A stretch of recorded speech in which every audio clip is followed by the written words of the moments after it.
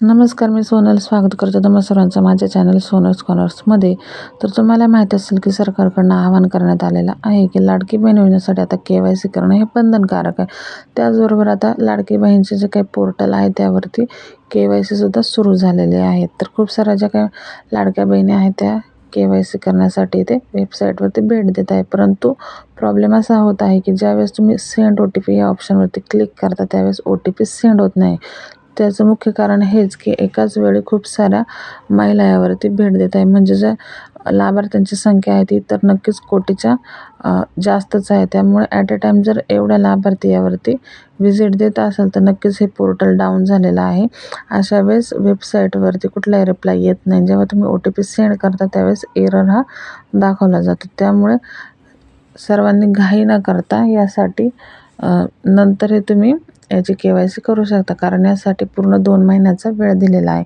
आणि त्याचबरोबर ज्यावेळेस तुम्ही डिक्लेरेशन फॉर्म भरता तिथेसुद्धा काही महिलांना असा प्रश्न पडत आहे की ज्यामध्ये विचारलेला आहे की तुमचे वडील किंवा पती यांचा तुम्हाला तिथे मोबाईल नंबर टाकायचा आहे आणि त्यावरती एक OTP येणार आहे. तरच तुमचं व्हेरिफिकेशन पुढे सक्सेस नसेल तर ते दाखवणार आहे. परंतु काही महिलांना इथे पतीही नाही आहेत आणि त्याचबरोबर त्यांचे वडीलसुद्धा नाही आहेत, किंवा मग वडील असेल तर किंवा पतीकडे मोबाईल नसेल किंवा मग बरेचसे असे प्रॉब्लेम्स आहेत. त्यामुळे OTP येण्यास त्यांना अडचण येत आहे. तर अशा वेळेस ही जी काही कंप्लेंट आहे ही महिला व बालविकास विभागाकडे पाठवण्यात आलेली आहे, परंतु यावर अजून सोल्युशन आलेलं नाही. तर नक्कीच याचं सोल्युशन हे लवकरात लवकर येऊ शकतं आणि वेबसाईटवरती काही बदल हे नक्कीच होऊ शकतात. त्यामुळे अशा महिलांनी सध्या तरी थांबावं आणि या KYCची घाई करू नये. त्याचबरोबर जे काही डिक्लेरेशन फॉर्ममध्ये 2 क्वेश्चन विचारण्यात आलेले आहे, त्यामध्ये एक विचारण्यात आलेला आहे की तुमची कास्ट कोणती आहे. त्याचबरोबर खालचा एक प्रश्न आहे की तुमच्या घरामध्ये कुठली एक म्हणजे विवाहित महिला किती आहेत, अविवाहित किती आहेत. तिथेही बऱ्याच जणांना कन्फ्युजन होत आहे.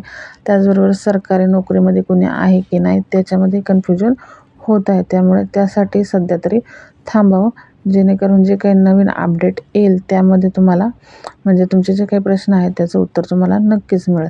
परंतु जो काही पहिला प्रश्न आहे तुमच्या घरामध्ये कोणी सरकारी आहे की नाही त्यामध्ये होय केलं तरी चालू शकतं. आणि खालचा जो ऑप्शन आहे एक अविवाहित आणि एक विवाहित महिला, ते तुम्ही होय करू शकता.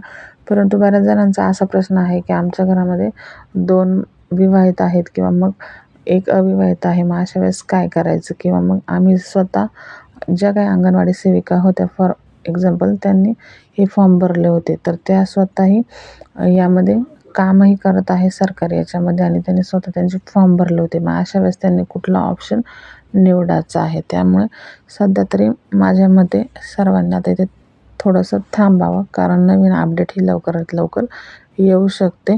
तरच तुम्ही इथे पुढे KYC व्यवस्थित करू शकता. जर चुकून एखादी चूक झाली तर नक्कीच तुमचा फॉर्म इथे बाद होऊ शकतो आणि तुमची ही योजना नक्कीच बंद होऊ शकते. त्यामुळे सध्या तरी इथे सगळ्यांनी घाई करू नये, कारण यासाठी पूर्ण 2 महिन्याचा वेळ देण्यात आलेला आहे.